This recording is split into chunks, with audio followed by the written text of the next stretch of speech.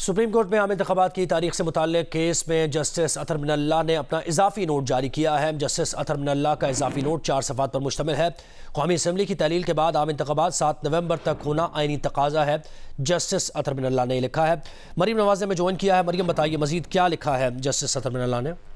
جی، justice اطہر من اللہ نے اپنے 41 صفحات پر مشتمل اضافی نوٹ میں یہ کہا ہے کہ جو انتخابات کی تاریخ دینے سے متعلق معاملہ تھا اس میں ذمہ داری صدر مملکت کی، الیکشن کمیشن اور گورنرز کی تھی، جو کہ اپنی آئینی ذمہ داری پوری کرنے میں ناکام رہے۔ جسٹس اطہر من اللہ نے اپنے نوٹ میں ملکی اداروں میں بیٹھے اہم منصبوں پہ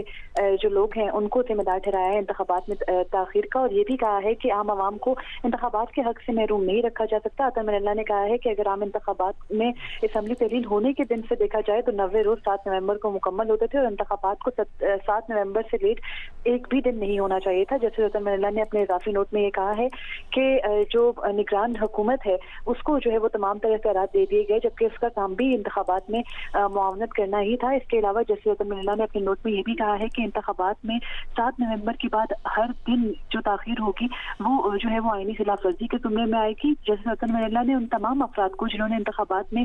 تاخیر کی ان کو سنگین آئینی خلاف ورزی کا مرتکب ٹھہراتے ہوئے یہ کہا ہے کہ صدر مملکت، الیکشن کمیشن اور گورنرز کو انتخابات کی تاریخ سے متعلق تمام تر انتظامات کرنے تھے۔ جسٹس اطہر من اللہ نے یہ کہا ہے کہ الیکشن کمیشن کی آئینی ذمہ داری بہت بڑی ہے، اور جو الیکشن کمیشن ہے اس کو اگر یہ لگا کہ صدر مملکت یا گورنر تاریخ نہیں دے رہے تو ان کو آئین پر عمل درآمد کرنے کے اقدامات کرنے چاہیے تھے۔ اطہر من اللہ نے اپنے اضافی نوٹ کے اندر اس سے پہلے جو پنجاب اور کے پی میں انتخابات سے متعلق سپریم کورٹ کا معاملہ تھا اس کے علاوہ جو مشترکہ مفادات کونسل کے اجلاس اور دیگر اب تک کے جتنے بھی اس پورے سال کے اندر واقعات ہوئے انتخابات سے متعلق ان سب کا حوالہ دیا ہے، ایک مفصل نوٹ لکھا ہے، اور اس کے اندر یہ کہا ہے کہ ملک میں دیگر بھی بہت ساری آئینی خلاف ورزیاں ہو رہی ہیں، اور جب جو ہے وہ عوام کو ان کے حقوق سے محروم کیا جاتا ہے، ان کو عوام کے بنیادی حق جو ہے وہ فراہم نہیں کیے جاتے، تو اس کے بعد ملک میں ایک انارکی کی صورتحال بن جاتی ہے، اور جو ملک ہے اس کو رول آف لا یعنی آئینی اور قانونی بالادستی کے بغیر چلایا نہیں جا سکتا۔ جسٹس اطہر من اللہ نے اپنے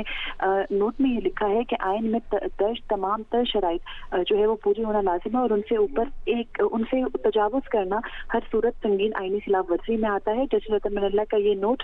جو ہے وہ جو عام انتخابات 8 فروری کو کرانے سے متعلق کیس تھا اس میں آیا ہے، اور جسٹس اطہر من اللہ نے جو دیگر 2 ججز کی رائے ہے اسی سے اتفاق کیا ہے، لیکن ساتھ ہی اپنا یہ اضافی نوٹ جو ہے اس میں تمام تر ان لوگوں کو جنہوں نے انتخابات میں تاخیر کی یا تاخیر کا باعث بنے ان کو سنگین آئینی خلاف ورزی کا مرتکب ٹھہرایا ہے۔ جی، جسٹس اطہر من اللہ کے اضافی نوٹ کی ڈیٹیلز ہمیں دے رہی تھی مریم نواز، بہت شکریہ آپ کا۔